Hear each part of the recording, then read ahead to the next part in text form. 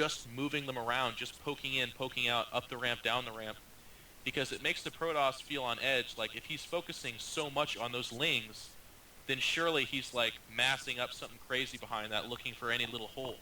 When, in fact, all you're doing is spamming and just macroing as normal. It might sound stupid, it might sound bad, but I'll tell you what, I engage in the subconscious, the mental aspect of this game a lot, and I'll tell you what, it really does work.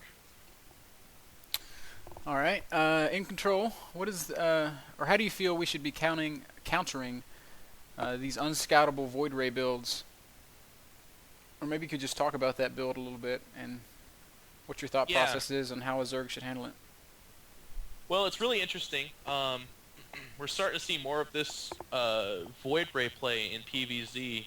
Kiwi Kaki almost exclusively does Void Rays. On the Korean ladder, they make 1 or 2 Void Rays and try to induce you to overreact with Hydras as they're either 2 Robo or even single Robo transitioning into Colossus, because Hydras are such a bad counter to Colossus. So if you see Void Rays, and they're not doing that, they're just doing what Kiwi Kaki does, which, you know, gets 6, 7, or 8 Void Rays. Obviously, you have to have the Hydras. It would be worth your while to have a Spire, not only because they might switch into Colossus, in which case you need the Spire, but also Corruptors are okay against Void Rays.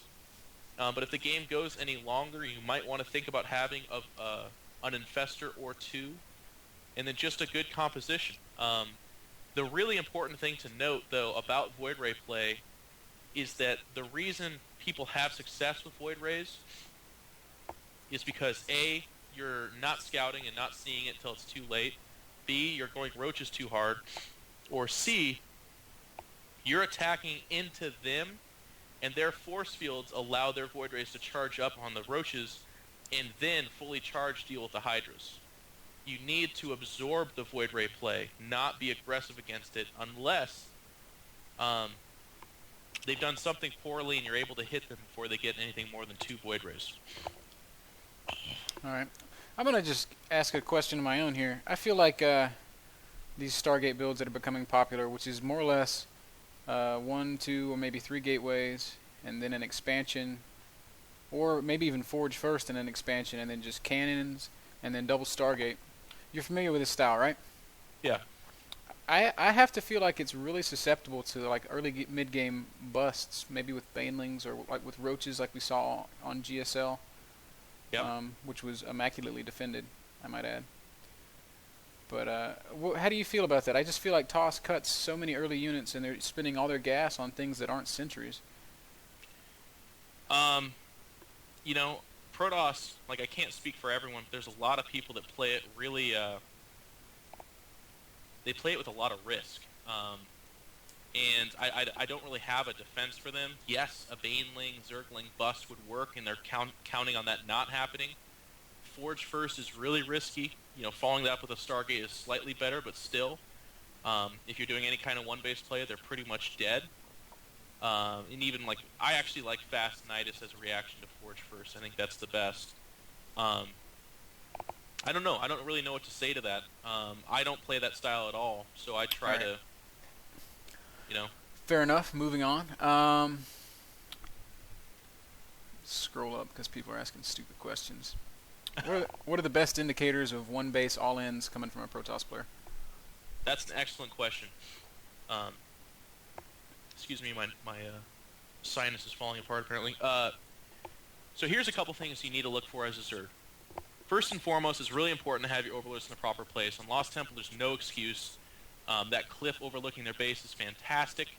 But even like Metalopolis, you have to rely on your Lings. But the other ones need to be somewhere along the perimeter of their baseline, so that you can, if you're not sure, sacrifice 100 minerals of Overlord and get the final say.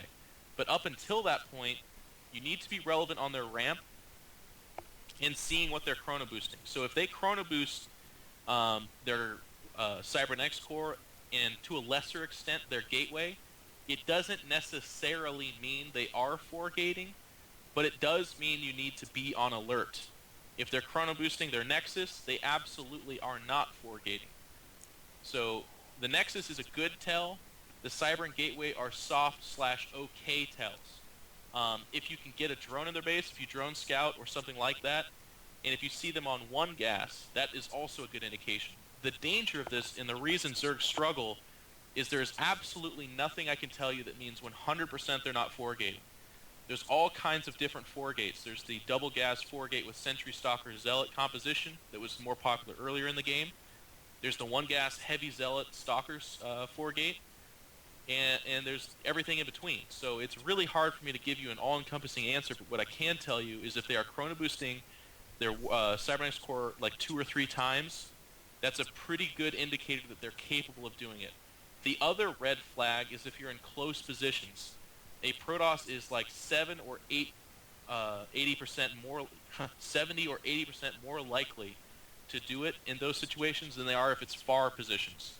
And that's of course 4-person maps like Lost Temple, Metalopolis, to some extent Delta Quadrant. But then there's also the larger maps like Shakira's or Jungle Basin, which those kind of reads do need to factor in. And if you are reading 4-gate, or if you're not sure, you can actually build either a preemptive spine crawler or 2, but I would recommend floating like 5 or 6 larvae while you decide.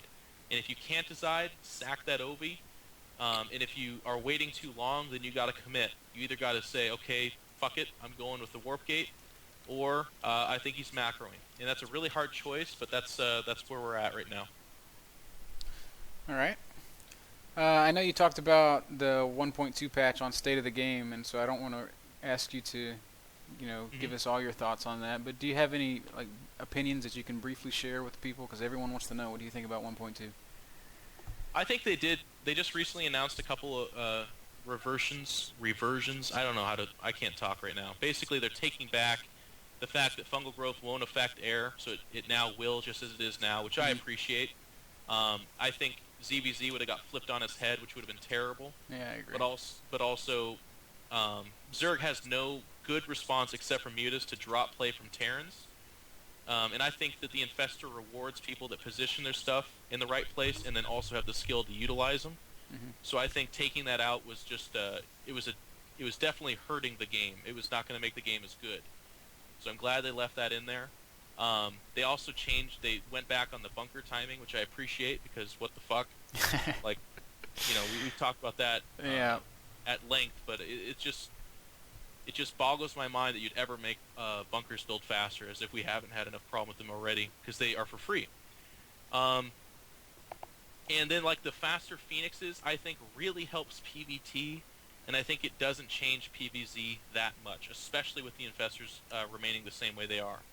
Now, of course, I could end up eating my words extremely in a large platter, but hopefully not. I just that's the way I kind of read it. Only time will tell. All right, I got a couple more questions for you from the Protoss perspective, and then we'll let you go. Sure.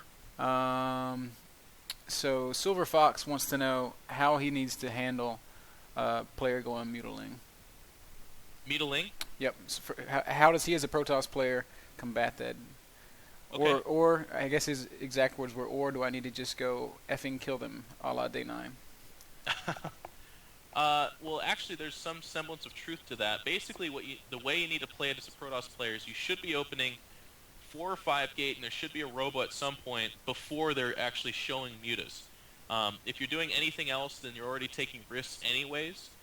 But that observer needs to reveal, okay, he's going mutas. And once that's established, you need to make a cannon or 2 at the very most at each mineral line, because you're not going to rely on static defenses. That's exactly what the Zerg wants, because you can never make enough cannons.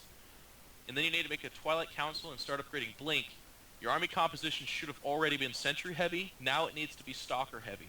You make 0 Colossus, and you just make upgraded Stalkers. So +1 attack, +1 armor, then +2 attack. And then after that Twilight Council is completed and the Blink's completed, that's when you push out and take your 3rd. And at that point, you either go, my preference is Dark Templar, so you can harass and punish them, but also you can make Archons, or you make Templar for their Psionic Storm. However, if they're being super, super harassing